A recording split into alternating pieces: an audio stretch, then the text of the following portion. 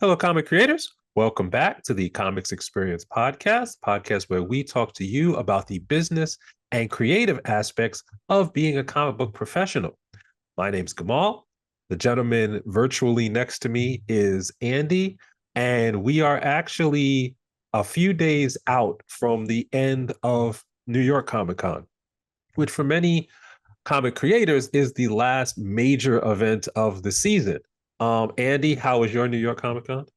This is the best one I've ever had. Uh, because I wasn't there, I was at the beach on vacation, and it was fantastic. It was wonderful. Okay, now How was yours? I was not on a beach. I was not on vacation. I spent a lot of time um talking to people about the legal implications of artificial intelligence without trying to make them suicidal, which was fun, I guess. That Um I felt like I was pretty close to suicidal last time we talked about it on this show. exactly. So imagine just sitting with a room full of lawyers and then have them talk about it, and you'll get the idea. Oh my Um Lord, that sounds terrible. it actually worked out. It actually worked out. Th- Everyone was alive when we left, basically, That's which is what I mean by say it worked out. Nobody died. excellent. Excellent. Um, and actually spent a lot of time talking to freelancers, both my clients and associated individuals, because for those of you who are not aware of what happens at a comic con, most of the time, because comics are like a geographically dispersed medium, the only time people really get together in any like large fashion in comics is at a con. And usually after the show floor closes, or even sometimes while the show floor is open, people will go for lunch, they'll go for dinner, they'll go for drinks, they'll go to parties. So most of my New York Comic Con was just going to events where people were giving out alcohol for free. Um, Those are the best kinds of events. Yeah, I mean, I will say that, like, I'm on a bunch of Discords, a bunch of different creators and groups and comics related stuff, and I'm very like connected in that way. It's like I was there was a lot of FOMO for me. mhm. Like, all these groups getting together and like all these events I would have gone to, and eventually I had to just like stop looking at that stuff because I'm trying to relax on vacation, and instead I'm like, oh, I want to be at this thing, I want to be at that thing.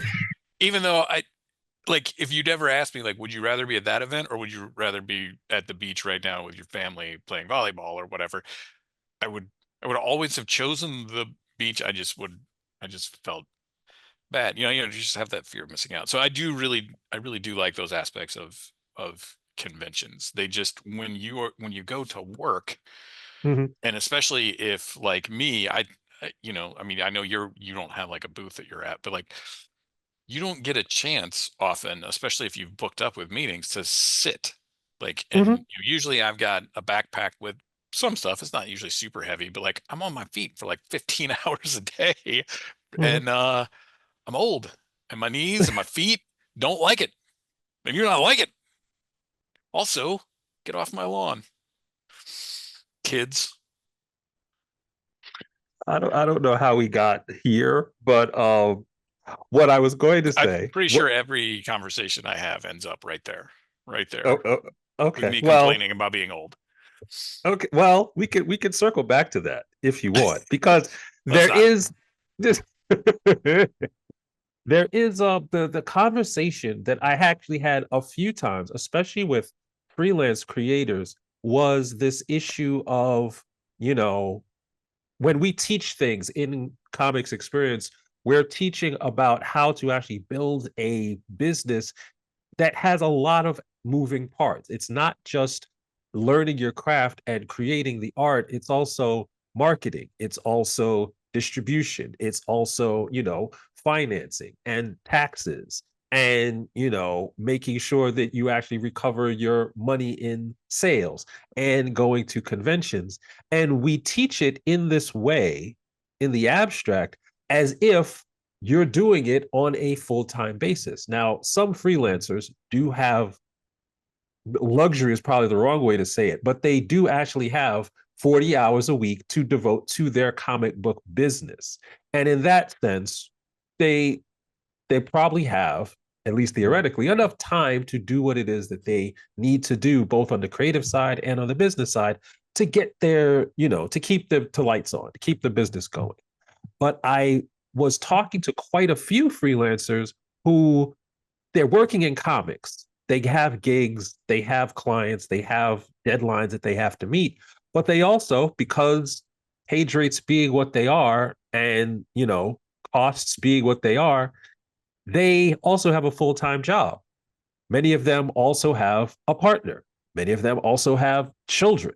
Many of them also would like to, every once in a while, take a nap.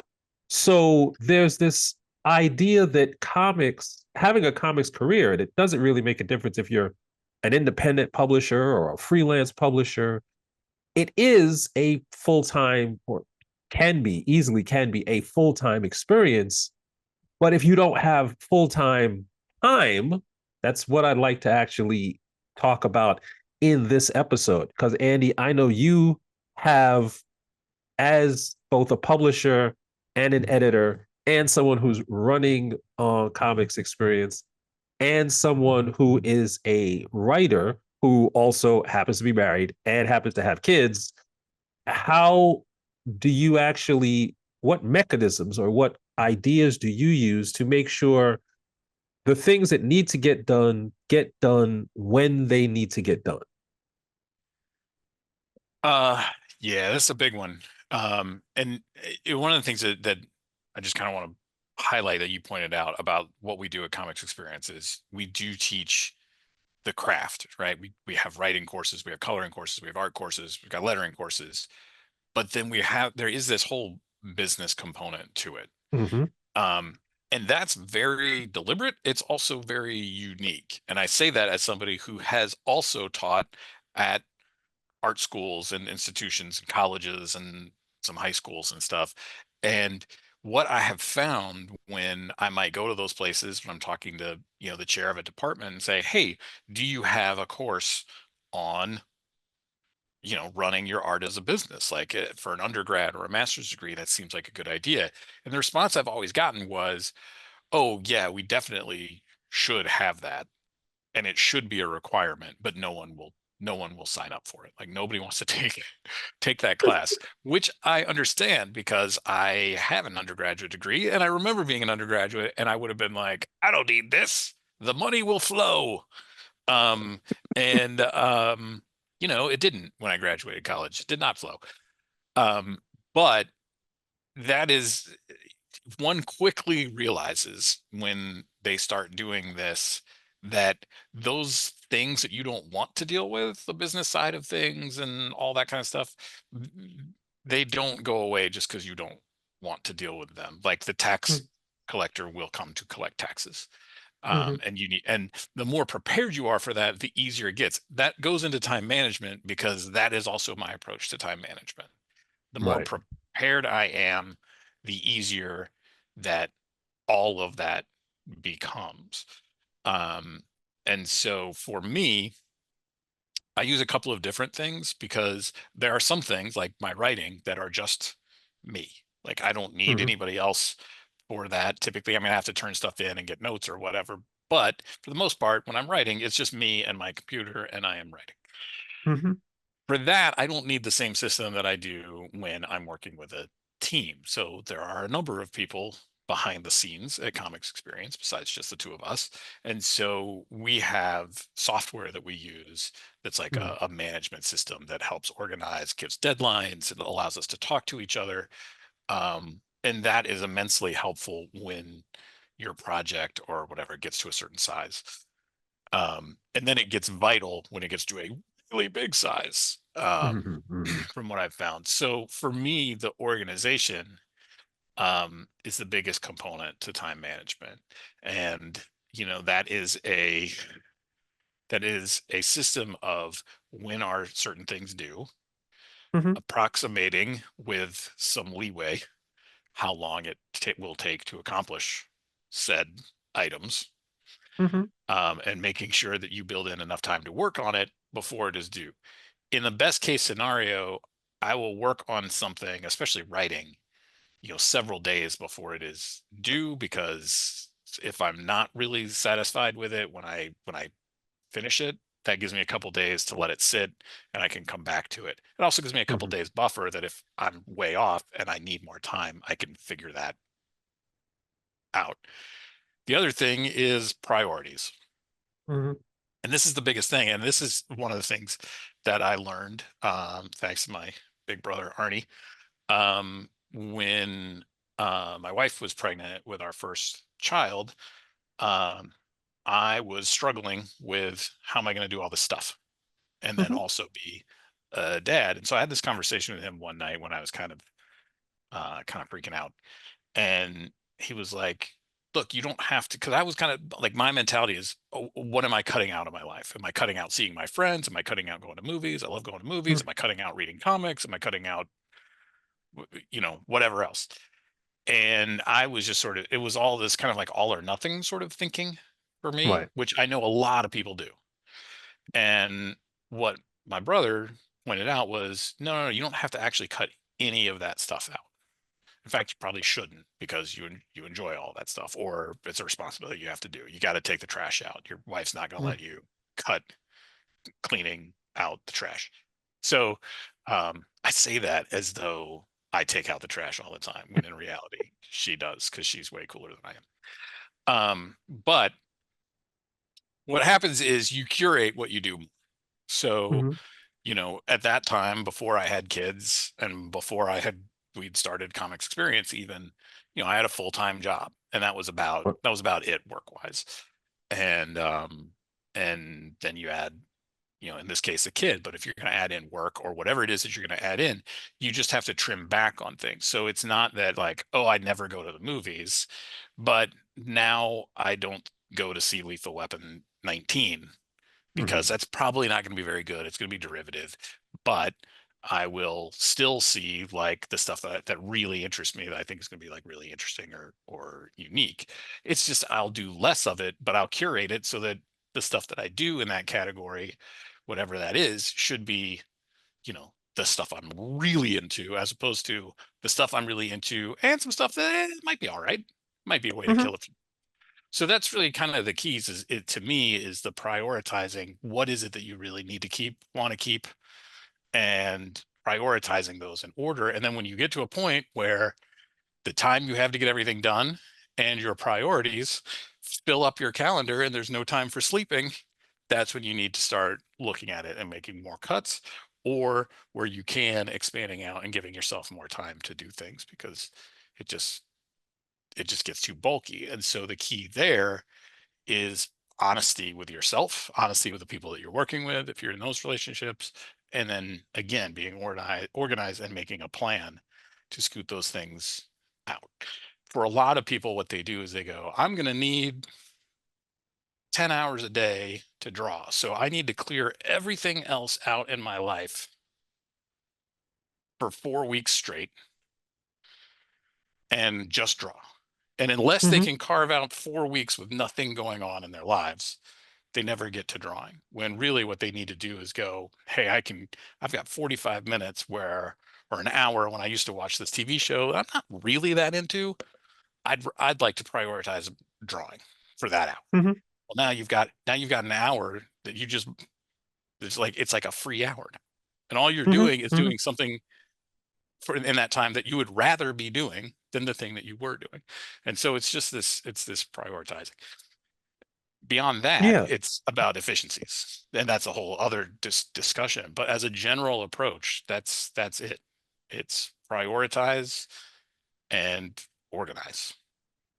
Yeah, I think the other thing that I did want to point out is we're going to announce it probably at the next podcast. We're going to have one of those several times a week. We're going to have a session where everyone can jump on to a Zoom and prioritize doing whatever aspect of working on their business that they want, just to kind of give people incentive and community to think, okay, well, all of the members of Community Pro for Comics Experience are going to be on, drawing or writing or whatever. So I am going to put that in my calendar as well so that I can actually get some of those things done.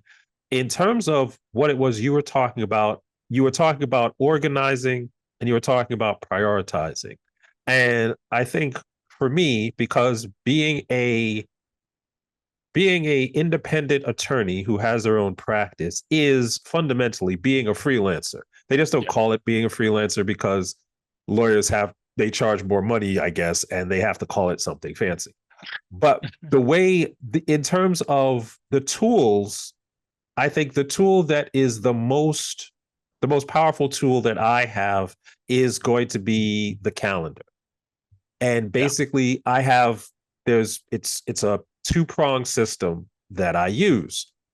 I understand what elements of my business have to get dealt with every single day. So there's always going to be a couple hours where all I'm doing is answering email. Always going to be an hour or two where all I'm doing is marketing. Then there's a couple hours, all I'm doing is talking to potential clients. And then there's a space in there where I actually do the legal work that I need to do for my clients. It's not a it's not like I carve out 12 hours to do that work. I make sure that in that space there's space set aside for every aspect that I need to do. And then on a weekly basis, as a client says, oh, I need this contract reviewed, or oh, I need this trademark thing done, I put their project specifically in that block of time that I have carved out for client work. And what I can do then is I can turn around to my client and say, okay, you gave me this on a Wednesday. I'm going to get it back to you by next Tuesday. And I know I'm going to get it back to you by next Tuesday because you are now in the calendar. I don't, what I don't do, because I think this actually causes angst and anxiety in clients, is I don't say, I will look at this and get back to you. Because what they don't want is they don't want 3 weeks to go by before you take a look at a thing. They don't want you to say, I'll get it back to you as soon as possible, because if you look at your calendar, there is no such date as soon as possible. There is a Yeah. specific day. And if you tell them that, and I think this applies if you are going to deliver a script, or you're going to deliver a contract, or you're going to deliver a printing plan. If you give them a date, even if you're early, great. If you're a day or two off, that's probably fine too, but it's not this vague open-ended thing. And I think as a freelancer, if you're serving your clients, you want to remove as much anxiety from them as possible. You do that by letting them know, okay, this work can get done by this date. And when I send them the dates, 95% of the time, they're perfectly fine with it. If there's a few occasions they'll go, it's not that big of a priority, you don't have to do it that fast, I don't change the date, because then at least I know when I'm doing it, it'll get done. Right. And there's sometimes they'll go, okay, this is kind of a rush. I need this earlier. Then I just move stuff around, but I don't I don't sacrifice the other aspects of my business, and I don't kind of put it in this amorphous, I don't know when this is going to happen sort of thing. The other aspect, which I think is really important, is like when you talked about priorities, my calendar, and because we've had Zoom meetings and I've had to share my screen with you, you've seen my calendar. It's a wacky looking thing for somebody who doesn't understand what's going on, because almost every block of time and every day is filled up with something, but they're all like 6 different colors and all this other kind of stuff. And that's because things that I need, that I've prioritized in my life that are not necessarily work, are also in the calendar. If I'm going out to meet people for dinner, it's in the calendar so that nothing else can actually go in there. So, because I know I'm going out. If I'm going to sit down and, play Ghost of Tsushima for 2 hours, it's in the calendar. It says, go play Ghost of Tsushima for 2 hours. And Yeah. that way it serves two purposes. One, I know I have something to look forward to, because, oh, look, I'm going to get to play Ghost of Tsushima for 2 hours. And I I also understand that if there's an emergency that pops up, there are spaces on the calendar that things can get cut. Now, usually what mostly gets cut is like going to work out, not the Ghost of Tsushima time. But that's priorities. You know, you got to figure out what's important and what's not. And, you know, do you want to sit on the couch and play video games, or do you want to do burpees? And the answer is easy. It's easy. Well, I think there's another really important thing that I'm not sure if you were really intending to hit on this, but you did, was that you, you shouldn't be punishing yourself if you don't get everything done. Like if you do plan it out the way you do, you block off like I'm going to do this for 2 hours. I'm going to get these 3 contracts done or whatever. Mhm. And if you are um like if you don't get them done, hopefully you get most of it done, but if you don't, that doesn't mean that you automatically cut something that you enjoy, Right. right? Because then because you need that time too. If you don't have downtime, if you don't have that stuff, that's going to screw up your productivity for the rest of the week. Yes. And so we have a tendency, and I think maybe this is more of a trait of like sort of American society. We have this Mhm. tendency to be like, I didn't get all my work done. Everything else gets cut out. I'm not going to go see my kids play in that game tonight, or I'm Mhm. not going to go see their play, or, I'm not going to spend 2 hours playing the video games I want to spend. I might do something where I go, you know what, I need 30 more minutes. I'll do 90 minutes Mhm. of playtime. But you make those adjustments, but you just can't cut all that stuff out. And you also can't plan every hour of every day to the Yes. point where, like you were saying, you don't have things that you can move around or restructure because life always intervenes, right? Mhm. But I think giving yourself permission, I find that it happens fairly frequently where for one reason or another, sometimes it's like I don't have information that was supposed to come to me that I needed. I can't get something done that was on my agenda. Well, I don't beat myself up over it. I find out when I can get it done, and I make sure that whatever it is I need to be able to do it is going to come in between now and then. But beating yourself up over this stuff is not helpful. Like it's very counterproductive. The other thing that you hit on that I think is really important is exercise. And I know a lot of freelancers that just don't have any kind of exercise regimen. But while it does take up part of your day for sure, it also gives you a lot more energy. Mhm. Your concentration is better. There's a lot really going for that as well that I think is really important. So that's another thing I tell people is it seems counterintuitive because you're now going to schedule 4 to 6 hours a week, however long it takes you to work out and shower afterwards and all that Mhm. sort of stuff. But like you're going to schedule what sounds almost like a full work day into your week, but you're actually going to get more done, Yeah. and that's hard to wrap your brain around. The last thing I'll say is that because I've told this to a lot of people about everything that we've just talked about, and it's a lot to kind of wrap your head around. But what I tell people to do, and you have to be really committed to this, but track your time to the minute or 2 straight weeks for 14 Mhm. days and record it. How much time you spend on social media, on Facebook, on TikTok, on whatever, how much time you spend doing actual work, how much time you spend doing emails, how much time you spend doing, and get as detailed as you can and as to the minute as you can on these things.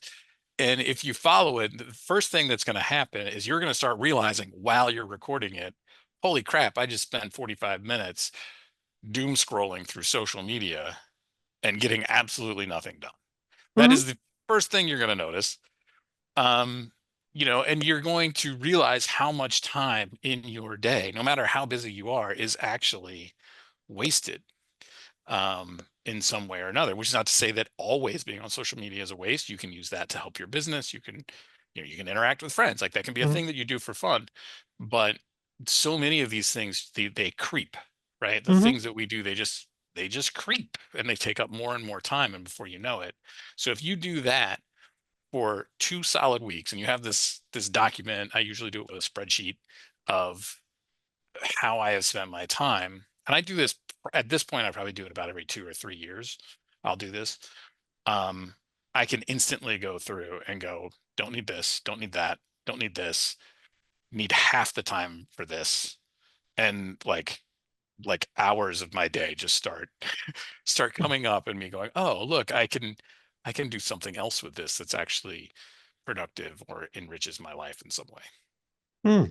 No, that actually makes a lot of sense. I probably did that intuitively when I first set up this system, and it's at this point it's not broken, so I haven't gone back and looked at it. There's two other things I wanted to touch on before we wrap up. The first is we talked a lot about the calendar and using the calendar to try kind of plan out stuff beforehand and be flexible in moving stuff around later. And if you're a freelancer and you're primarily like managing your own time, those are actually very useful. But you talked about a certain tools if you're working with other people. Yeah. And if you're a freelancer and you're working in comics, you are probably not working in the same room as the other people on your team. So if you're going to use Slack, if you're going to use Asana, if you're going to use Monday, if you're just going to have a shared calendar that you all use, like at Comics Experience, we have a shared calendar that coordinates with the calendar that I have. So you know that what you're getting from your teammates, when you're going to get it, what things have to go live, what dates you have to do things. And if you could use the technology, which is one of the benefits you have of work making in comics right now, is that there's so many tools that you could use to kind of help manage that time because you see it right in front of you and you could actually see things as they change dynamically. That is something that is very important. All you have to do is figure out what it is what functionality you actually need, which one actually makes sense relative to the cost, because some of these things are free, some of these things are quite expensive. So you have to figure out, well, this is useful, but what can I actually afford it? Or this is free and it does the job. So you do it that way. And the last thing is, especially if you're in comics and you have a book that is eventually going to come out, there's two things that I talked about in my book, in the business of independent comic book publishing. This is the idea of closed timing versus open timing.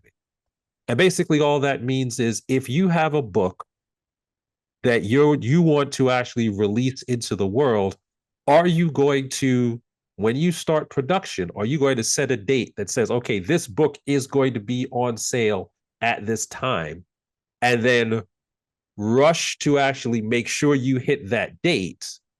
Or that's closed timing. Or open timing is you and your team are going to make a book.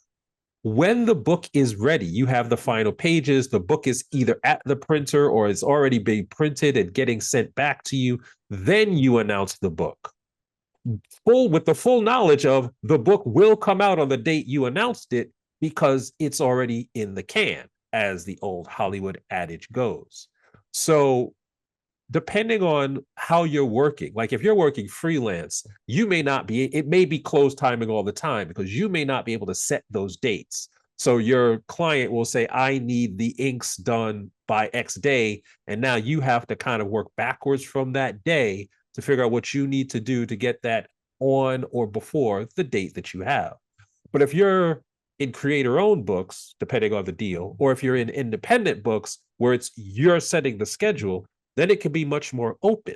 So what I tell a lot of people is unless your book is the subject matter is so time sensitive that you have to rush, then don't rush.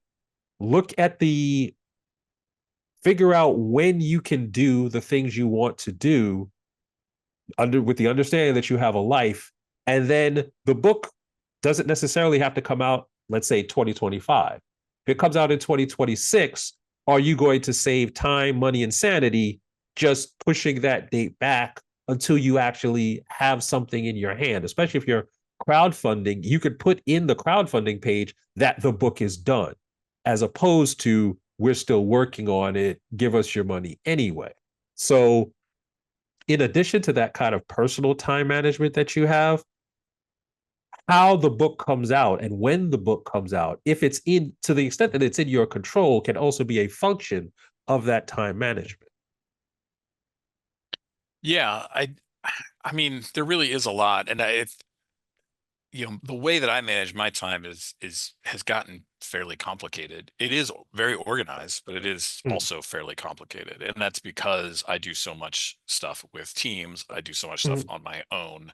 I do a lot of what I do on my own, where it's just me, is also like you were saying, like somebody else sets that deadline because it's right. due, right? Mm, So because of that, my systems allow me to move things around a lot. right. um, and it is usually my personal projects, because I don't prioritize always my personal projects, because they are, there's not necessarily somebody else waiting on me to get paid to do the work and get paid, right? And also they are not like actively bringing me income. They may bring me Mm, income later, but mhm. you know, um, there is something very nice to doing work and then getting paid soon, as opposed to doing that work and getting paid 2 years from now. Or what? Yes, yes. Well, Yeah, what you have, what is what I call in the book a hybrid system. So if yeah, you're doing creator owned stuff and freelance stuff and independent stuff, and you have like a day job, well, then there's some things that are going to be fixed dates. There's some things that are going to be open dates. So you can play with what needs to get done where and put it in a space that actually makes sense for everything. But as we said before, you have to leave some time for your own sanity, health, and well being. We had, I think it was last year, we had at least one, maybe two people in Western comics who they lost their lives because they burned out. And this is a fairly common occurrence in the anime and manga space yeah. where burnout and self-harm is a major problem. It is such a big problem that there was a United Nations report covering Yeah, the I saw that this morning. the implosion of the anime and manga industries, and it's because they don't allow for the time management to include time for the individual creator. Um, Comics are important. Comics are great. You should not actually find yourself in the hospital or not or unalive because you love to make comics. So I think if you look at this from a concept of structured flexibility, where you have a system, but you can actually adjust to what's going on and you build in time for yourself to kind of, recharge, that's going to be the best way that you can actually have a life, have a family and friends, have a career, and still make your comics. Is that it? I think that's it. I think anybody that just listened to all of this is probably tired and sleepy, but they are also going to be much more efficient tomorrow than they were today. Very good. Well, then our job is done. Um, We did it.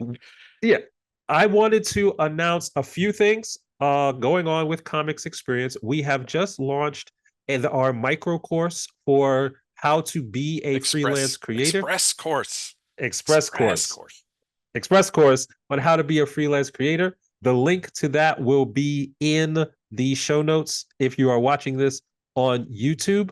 Next Monday, we are bringing back our expert interview series for Community Pro members only. We're going to be talking to Moni Barrett, who is a library consultant who helps independent publishers get their books into libraries, which is a very lucrative distribution channel. So we're looking forward to that. And we will announce the community working hour schedule in the Comics Community Pro calendar on the website. So if you would like to actually be a part of that or see Moni's interview, um, you can join Comics Experience, and the link to join Comics Experience will also be there. So until next time, I'm Gamal. He's Andy. Have fun with your comment. I didn't stick the landing, but that's fine.